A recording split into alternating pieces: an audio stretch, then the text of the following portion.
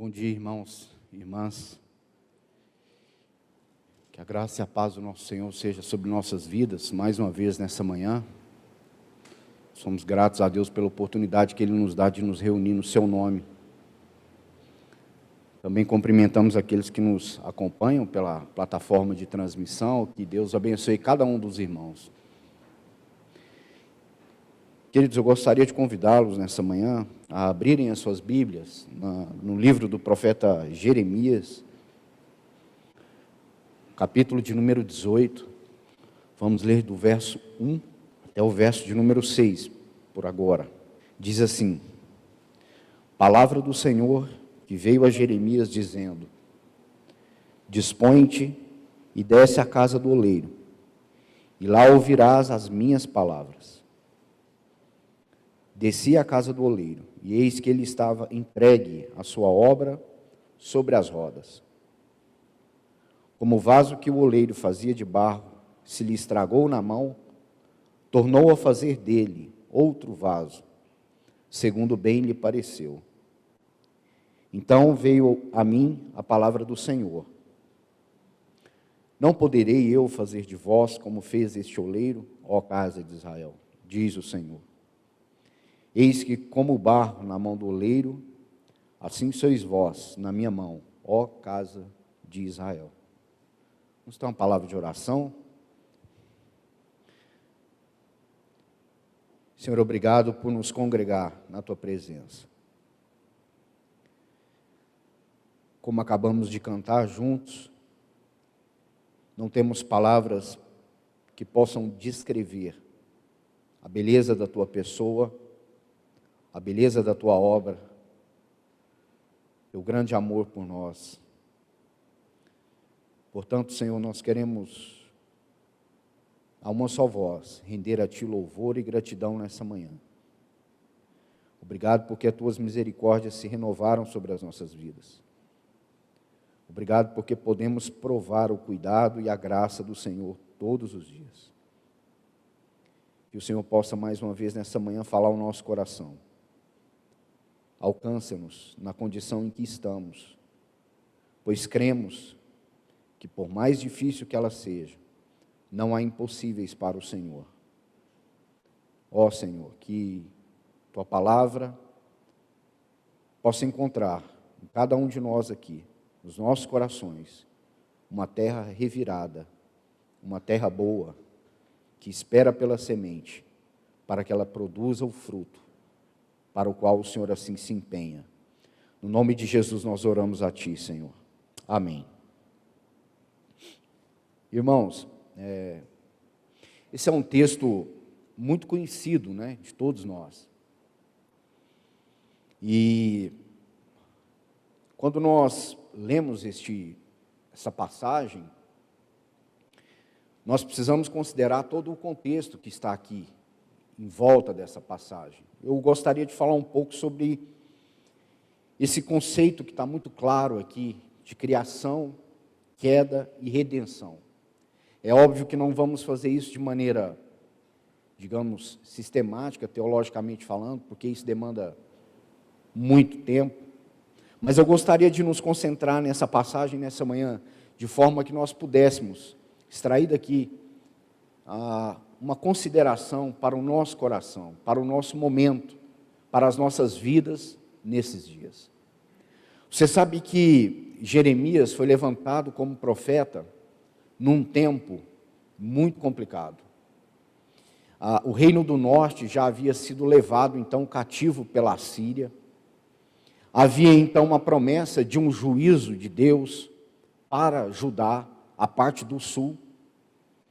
E, afora isso, havia rumores de guerra em torno, entre as nações. Havia uma instabilidade entre o Egito, a Síria e também o Império Babilônico, que era aquele império, então, que o Senhor havia profetizado por meio de Jeremias, que executaria o seu juízo sobre o seu povo. Jeremias, então, ele foi levantado dentro de um contexto muito crítico, irmãos. Dentro de um ambiente muito confuso, tanto internamente quanto externamente. E aqui nós temos essa linda passagem. Como eu disse, um texto muito conhecido.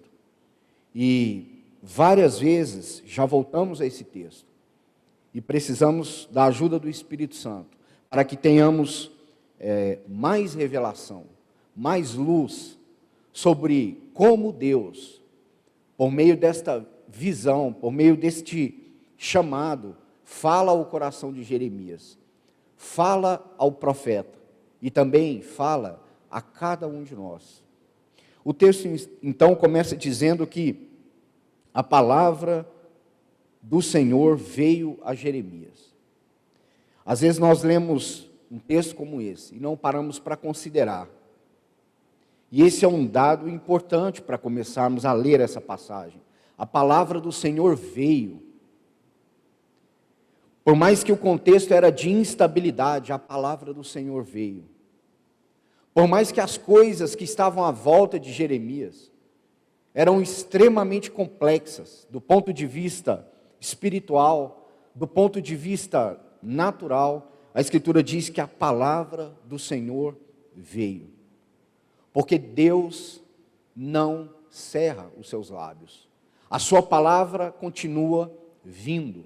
Deus continua falando. Deus continua exortando. Deus continua chamando o seu povo. Deus continua procurando o seu povo para ter com ele comunhão. Então o texto começa dizendo assim: palavra do Senhor, que veio a Jeremias dizendo: dispõe-te e desce à casa do oleiro, e lá ouvirás as minhas palavras. Irmãos, antes de pensarmos um pouco sobre essa expressão, casa do oleiro, nós estamos lendo um documento de aproximadamente 2.700 anos. Estamos aqui, mais ou menos, no ano 700 a.C. E essa expressão, casa do oleiro, ela tem um significado dentro desse contexto. Porque a casa do oleiro, aqui no contexto de Jeremias, significa algo muito ordinário, algo muito trivial do cotidiano.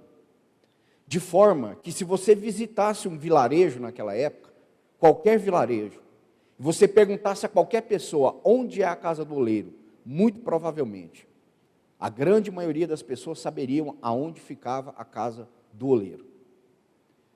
Traduzindo para o nosso tempo, às vezes a gente, quando quer passar uma determinada localização geográfica para alguém, a gente usa a expressão de um grande supermercado, de um posto de gasolina, de uma farmácia, porque são coisas que para nós são ordinárias e comuns.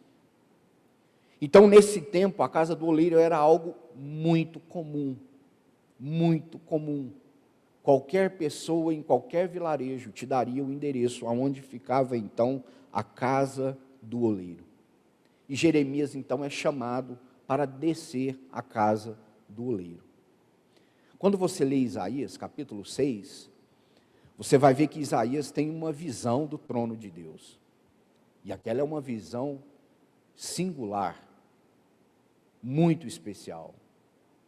A visão aqui que Jeremias vai ter, ela se constrói dentro de um outro ambiente. Um ambiente comum. O ambiente da casa do oleiro. Não há nada de especial aqui. Não há nada de extraordinário aqui. Mas há algo muito comum. E o verso 3 diz assim: desci à casa do oleiro. E o texto diz assim: e eis que ele estava entregue a sua obra sobre as rodas. Rodas. Lembra que no livro do profeta Ezequiel nós temos aquela visão daquelas 4 rodas? Aqui também nós temos rodas. Para quem já viu um moleiro ou um poteiro, ele trabalha sobre um eixo, embaixo uma roda maior, onde ele usa o seu pé para girar aquele eixo, e em cima uma bacia menor onde ele coloca o barro para então modelar aquela peça. O texto aqui nos diz então que ele estava entregue a sua obra sobre as rodas. Então ele girava com seu pé aquela roda inferior, e aquela roda que ficava na parte superior e suportava a argila, girava também para que aquele barro pudesse então tomar forma. Meu irmão e minha irmã, de novo, estamos diante de um contexto de crise interna, crise externa. Há muita incerteza no ambiente aqui de Jeremias. E o que Deus faz? Deus chama um homem para ir a uma casa de um oleiro, algo comum. E ao chegar nesta casa, então, obviamente, o que Jeremias vê é um moleiro entregue à sua obra, fazendo o seu trabalho. Irmãos, parece que não há nada de extraordinário aqui, não há mesmo. O texto está nos dizendo que Jeremias recebeu uma palavra de Deus, ouviu a palavra de Deus, obedeceu a palavra de Deus, foi à casa do oleiro e viu o oleiro trabalhando sobre as rodas. Qual é a mensagem que Deus tem para Jeremias? O que Deus está querendo comunicar ao profeta? O que Deus está querendo trazer ao coração de Jeremias? Em primeiro lugar, aqui nós já podemos designar isso. Esse oleiro está trabalhando. Ele está empenhado no seu trabalho. Aquelas rodas, alguns sugerem que tipificam o trabalho do Espírito Santo, elas estão sendo giradas com a intensidade dos pés daquele oleiro, e o seu trabalho está sendo feito ordinariamente, incessantemente, incansavelmente. Então, penso eu que Jeremias está vendo uma cena muito normal. Acredito até que talvez ele já tenha visto em outras ocasiões. Como disse para os irmãos, como é algo comum, muito provavelmente Jeremias tenha visto outros oleiros trabalhando. Então, o que há de extraordinário até aqui? Nada. Os olhos de Jeremias estão colocados sobre este oleiro. Então, o verso 4 diz o seguinte, e o verso 3, então, nos fala desta criação. O oleiro está entregue à sua obra. Vemos aqui esta característica, que a criação está entregue às mãos daquele que cria. E o verso 4, aparece algo especial, diz aí, como o vaso que o oleiro fazia de barro, se lhe estragou na mão. Vamos ler apenas essa parte A. Então aqui, no primeiro momento, nós temos o oleiro criando a sua obra. No segundo momento, a obra criada estraga. Ele diz aí que o vaso que ele fazia estragou na sua mão. E aqui eu penso que Jeremias agora tem a sua atenção capturada. O vaso está nas mãos do oleiro. O vaso estraga nas mãos do oleiro. E agora? Como será o proceder do oleiro? Irmãos, obviamente, nós estamos lendo aqui uma alegoria comum que explica a natureza do relacionamento de Deus com o seu povo, a natureza do relacionamento de Deus com o homem, a natureza do relacionamento de Deus com a minha pessoa e com a sua pessoa. Ele é aquele que nos formou, Ele é aquele que nos criou, do pó da terra. E uma das características que nós podemos olhar aqui em primeira instância é que o barro tem essa característica de se quebrar, de se estragar. O barro não é um metal. O barro não é como o bronze. O barro não é como o ferro. O barro não é como o ouro. O barro ele é sensível. O barro se trinca. O barro se quebra. E aqui então Jeremias diz que esse barro estragou nas mãos do oleiro. E olhando para isso, penso eu que ele pensou, qual será então a atitude agora do oleiro com relação a esse barro? Será que esse barro será desprezado? Será que ele será lançado fora? Será que ele será arremessado no chão, pisado? Será que esse oleiro se revoltaria dentro de si mesmo, se levantaria da roda, esqueceria o seu trabalho, ia cuidar de outros assuntos? Será que esse barro seria então desprezado? E a resposta vem ao término do verso 4, quando ele diz assim: tornou a fazer dele. O dele aí é muito importante, porque Jeremias percebeu que o oleiro não desprezou o barro, mas que do próprio barro que se estragou na confecção do vaso, ele foi tomado de novo para agora um processo de restauração. Se você ler esse livro, você vai ver que o Senhor está chamando Jeremias para ver um trabalho comum, para que Jeremias conhecesse como Deus estava trabalhando naquele momento. O vaso havia se trincado, mas Deus não desprezaria aquele vaso. Deus não desprezaria aquele barro. Então ele diz que ele tornou a fazer dele outro vaso, segundo bem lhe pareceu. Porque ele é o oleiro, ele tem todo o domínio sobre o barro. E ele não despreza o barro. Por mais que o barro tenha se tornado um vaso, e esse vaso tenha se trincado, ele então torna a fazer deste mesmo barro um novo vaso, segundo a sua própria vontade. Ele tem habilidade criativa para isso. O oleiro é aquele que domina sobre o barro. Irmãos, quando você vai estudar a história, você sabe que um dos importantes acontecimentos na história da humanidade foi a cerâmica. Alguns dizem que a cerâmica encerra aquele período da história que nós chamamos de Neolítico. Porque até então os homens viviam como nômades, andando pela terra, com seus rebanhos. E a atividade, basicamente, era uma atividade de subsistência. Basicamente era isso. Com o surgimento da cerâmica, vem uma possibilidade de armazenamento.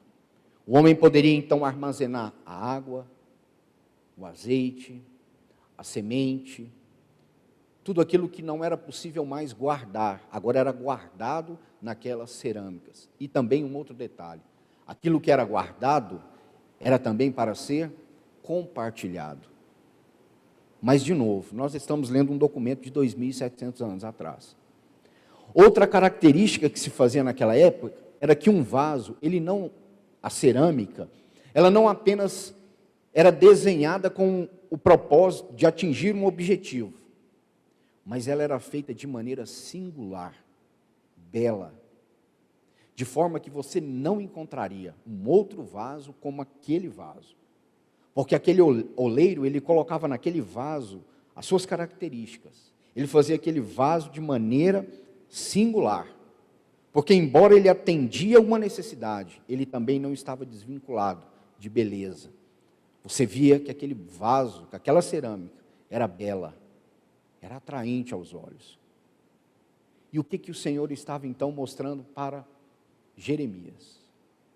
Deus queria constituir um povo que pudesse conter a sua aliança, a sua palavra, onde o seu testemunho poderia ser guardado, mas não só guardado, também transmitido, compartilhado para outras nações, para outros povos. Está muito claro, irmãos, que este vaso tipifica o povo do Senhor, que este vaso representa a nação de Judá. Então diz aí que ele fez daquele mesmo barro, sem desprezá-lo, um outro vaso, segundo bem lhe pareceu. E o verso 5 então vai explicar: então veio a minha palavra do Senhor. E só agora o Senhor vai falar quanto à visão que ele tem na casa do oleiro. E o sermão, ou a palavra, é muito curta, porque ele diz assim: não poderei eu fazer de vós como fez este oleiro, ó casa de Israel? Será que eu não tenho o direito sobre aquilo que criei, sobre um povo que chamei? Sabe, irmãos, desde muito antigamente, desde Jó, o que os homens fazem é colocar Deus no banco dos réus, como se isso fosse possível. E perguntar, por que o Senhor faz assim? Por que o Senhor não faz de outro jeito? Por que o Senhor não faz do meu jeito? Quando o Senhor fala com Jó lá no final do livro, o Senhor vai dizer para Jó: onde você estava quando eu lancei os fundamentos da terra? Quando eu dei ao mar os seus limites? Acaso os leões famintos recorrem a você quando eles têm fome? Deus estava dizendo que para Jó, que ele se colocasse no seu devido lugar, porque ele era o Senhor, Criador de céus e terra, e que, portanto, ele tem toda a autoridade e todo o poder para fazer tudo conforme a sua vontade assim o desejar. O que Jeremias está dizendo é justamente isso. Ele refez o vaso a partir do barro, segundo a sua vontade, segundo o seu querer. E a vontade de Deus, meus irmãos, ela não é só irrevogável, mas ela é boa, perfeita e agradável. A vontade do Senhor é boa, é perfeita e agradável. Por mais que aos nossos olhos pareça o contrário, a vontade do Senhor é perfeita. O seu trabalhar é perfeito. A maneira como Ele executa o seu propósito é perfeito. Então Ele diz que o Senhor conclama: não poderei eu fazer de vós como fez este oleiro, ó casa de Israel. Jeremias vivia com aquele povo que, se comparado a um vaso, estavam trincados.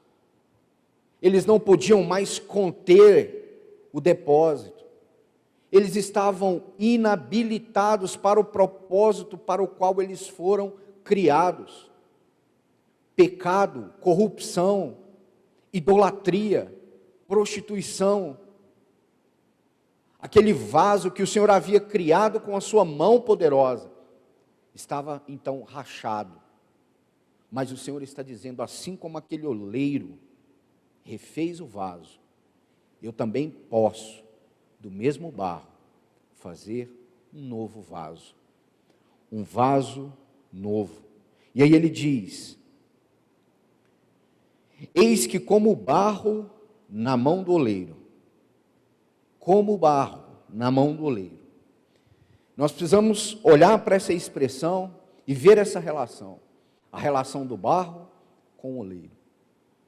Em primeiro lugar, ao refazer aquele vaso, o oleiro precisava irrigar de novo o barro, para que ele se tornasse de novo maleável. Bem sabemos que a água tipifica na Escritura o trabalho da palavra de Deus. Mas, irmãos, o barro não tem nenhuma autoridade sobre o oleiro. É ele quem cria, é ele quem coordena, é ele quem trabalha o barro. Há momentos em que uma pressão maior é exercida. Há momentos em que, para dar uma outra forma, aquela pressão precisa ser aliviada. Mas nesse exato momento, o Senhor estava pressionando Judá. As suas mãos estavam fortemente colocadas sobre o seu povo. E ele diz assim: assim sois vós nas minhas mãos. Quem poderia tirar aquele povo das mãos do Senhor? Quem poderia imaginar que aquele barro pudesse escapar das mãos do oleiro? Impossível. E o Senhor diz assim: assim sois vós na minha mão. Como eu disse para os irmãos, essa é uma tipologia não só do povo de Israel, não é uma tipologia somente do profeta Jeremias. Isso aqui é as nossas vidas. Assim somos nós. Somos barro. E o Senhor é este oleiro. Ele tem todo o direito sobre as nossas vidas. Ele nos criou para Ele. Ele nos formou para Ele. E por mais que nós venhamos a nos quebrar no processo, Ele de novo empenha o seu trabalho, refaz o vaso para a glória do seu nome. E como Ele diz aí, vós estáis nas minhas mãos. O problema não é ser barro. O problema é ser barro e não estar nas mãos do oleiro. E amados, convenhamos, quem escolheria o barro como matéria de produção? Paulo vai escrever isso aos Efésios no capítulo 2 e vai descrever para nós de uma maneira sobrenatural que Deus nos deu vida quando nós estávamos mortos em delitos e em pecados. Ele deu sua vida por nós, que nada merecíamos, para fazer de nós justiça de Deus, em Cristo Jesus. Então Ele tem todo o poder sobre este barro. O verso 7 e 8 vai nos mostrar que o Senhor ainda dá uma palavra de esperança a esse povo. Ele diz, verso 7, no momento em que eu falar acerca de uma nação ou de um reino para o arrancar, derribar e destruir, veja o verso 8, se a tal nação se converter da maldade contra a qual eu falei, também eu me arrependerei do mal que pensava fazer. Ou seja, Deus tem um coração disposto. Assim como aquele oleiro trabalhava incessantemente, por mais que aquele barro pudesse se trincar, e ele então pudesse implementar de novo um trabalho de restauração, o Senhor estava dando uma palavra para Jeremias. Se eu falar em derrubar um reino ou uma nação, se eu falar em arrancar, derrubar e destruir, e a tal nação se converter da maldade, a qual eu falei, a qual eu pronunciei, também eu me arrependerei do mal que pensava em fazer. O Senhor estava à procura de um povo. O Senhor estava reclamando o seu povo para si. O verso 9, no momento em que eu lhe falar acerca de uma nação ou de um reino, para o edificar. E aqui observe, se ele fizer o que é mal perante mim, não der ouvidos à minha voz, então me arrependerei do bem que houvera dito que lhe faria. Mas sabe, irmãos, se você olha o verso 12, você vai ouvir o que Judá dizia acerca de si próprio. Eles diziam assim, mas eles dizem, não há esperança, porque andaremos consoante os nossos projetos, e cada um fará segundo a dureza do seu coração maligno. O quanto nós precisamos guardar o nosso coração, porque há em nós uma raiz amarga ainda, uma natureza que não se converte. E aqui há uma descrição de um povo que decidiu andar segundo a dureza do seu coração maligno. Por isso, irmãos, um dos processos era que aquele vaso, depois de pronto, ele é colocado no sol para secar. E depois, ele era levado ao forno para enrijecer. Foi assim com Judá. Eles foram levados ao forno do cativeiro da Babilônia para perceberem o quanto Deus tem uma aliança com a sua palavra e despertaria ainda um povo para a glória do seu nome. Para concluir, eu gostaria de chamar a sua atenção para um dado que nos pode passar desapercebido. Volte comigo ao capítulo 1 de Jeremias. Jeremias capítulo 1. O verso número 5. Essa é a primeira vez que a palavra do Senhor vem a Jeremias. O verso 4 diz, a mim me veio, pois, a palavra do Senhor dizendo, antes que eu te formasse, no ventre materno eu te conheci, e antes que saísse da madre, te consagrei, e te constituí profeta às nações. Eu gostaria de destacar essa palavra, antes que eu te formasse. Acredito que a maioria das nossas versões tem essa expressão. Quando você volta para o capítulo de número 18, se você puder manter a sua mão aí no capítulo de número 1, Lá no capítulo 18, diz assim: dispõe-te e desce à casa do oleiro. Então são duas palavras que eu gostaria de chamar a sua atenção. A palavra hebraica para formar-se é yatzar. Antes que eu te yatzar. E a palavra hebraica para oleiro é yotzer. Então, yatzar e yotzer são duas palavras muito parecidas. Irmãos, para que nós entendamos a melhor tradução para esse texto em língua portuguesa, creio que seja a Bíblia de Jerusalém. E ela diz assim, esse verso 4, nele está escrito assim: antes mesmo de te modelar. Para essa palavra yatzar, ela foi traduzida na Bíblia de Jerusalém como modelar. Jeremias estava entendendo da parte do Senhor que ele havia sido modelado de uma maneira única, que ninguém poderia fazer, de uma maneira toda especial. Ele vai dizer: Senhor, mas eu, profeta entre as nações em Judá, eu não sei falar. Ele tinha muitas desculpas, mas Deus havia formado, modelado aquele vaso. Portanto, quando ele recebe do Senhor esta palavra de descer a Yotzer, ele sabia, era a casa daquele que modela, a casa daquele que dá forma. Sabe o que nós aprendemos aqui, irmãos? Que em tempos de crise, em tempos de confusão entre o povo de Deus, fora, nós precisamos ter uma palavra encarnada dentro do nosso coração. Jeremias é um profeta assim.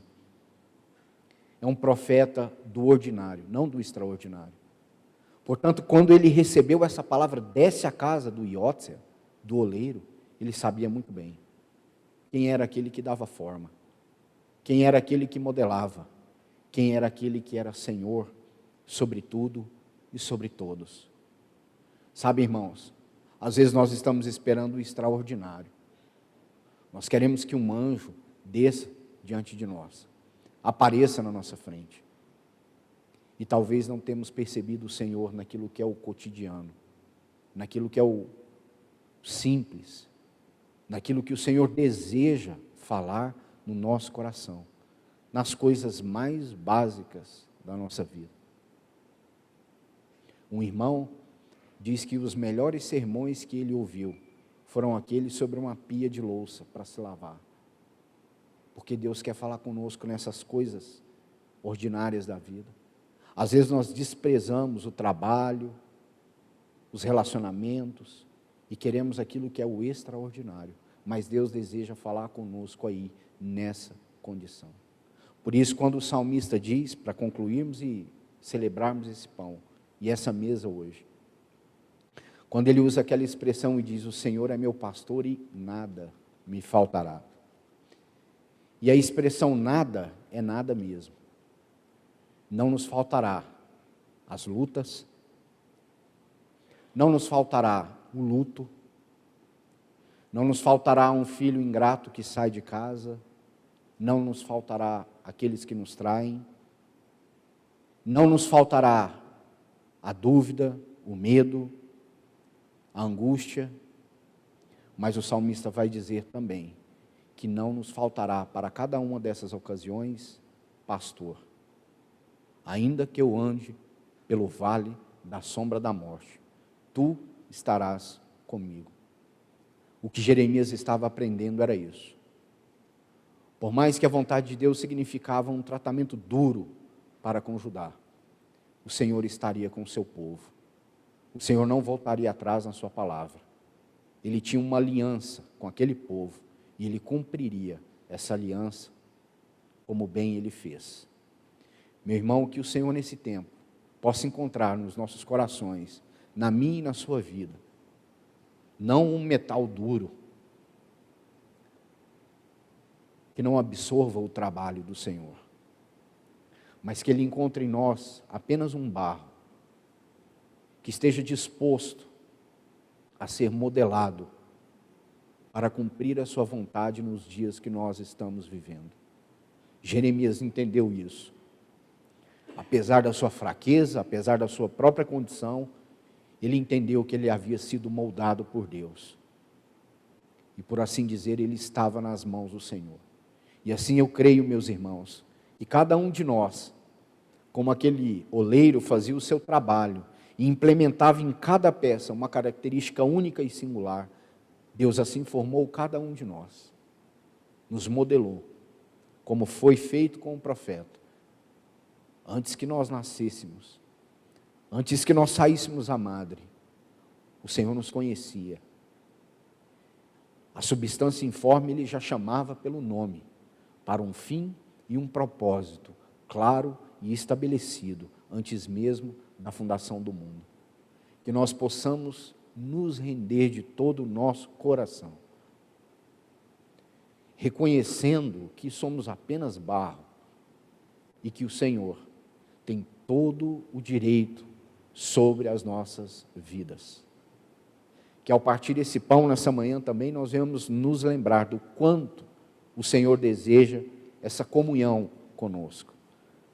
Quando nós lemos o livro de José, como foi falado aqui na quinta, talvez uma das figuras mais significativas da pessoa do nosso Senhor, no Antigo Testamento, nós vamos ver que para que aquele encontro de José e seus irmãos fosse acontecido, para que ele pudesse ter acontecido, o Senhor permitiu que viesse a fome.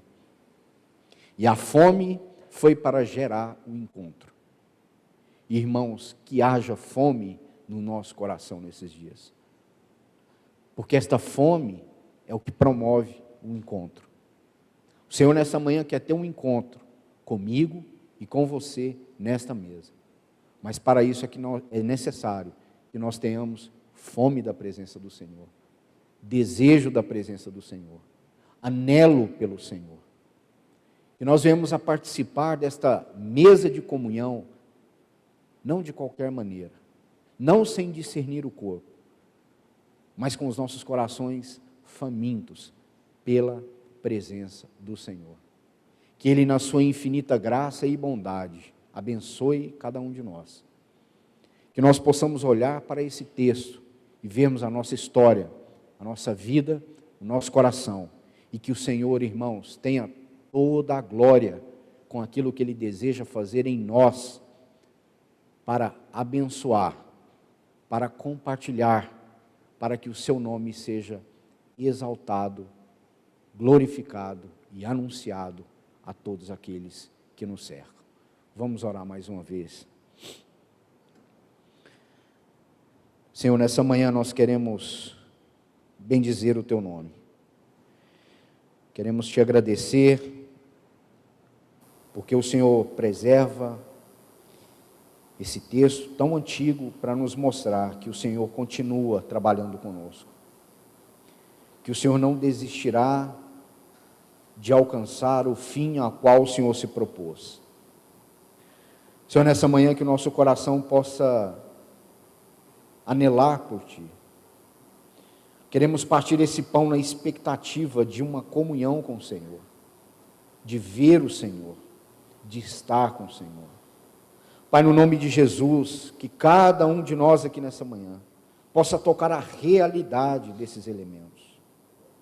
Que cada um de nós aqui nessa manhã, Senhor, possa ter os seus olhos abertos, para que nós possamos ver mais do Senhor, para que nós possamos ver melhor a Tua pessoa, a Tua obra, o grande amor que o Senhor tem para cada um de nós aqui.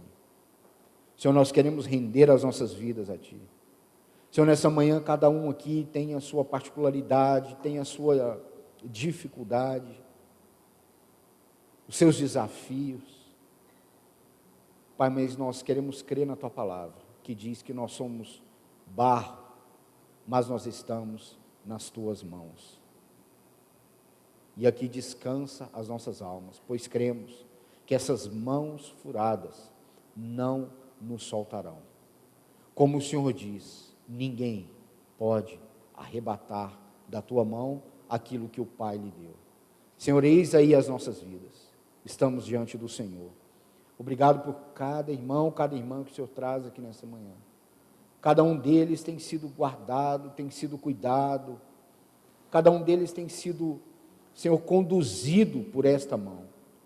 Essas mãos não nos soltam, essas mãos nos guardam, essas mãos nos guiam, essas mãos estão sobre nós. E por isso, Senhor, nós queremos render a Ti todo o louvor e toda a glória nessa manhã, porque o Senhor é digno de todo louvor. Em nome de Jesus, nós oramos a Ti. Amém, Senhor.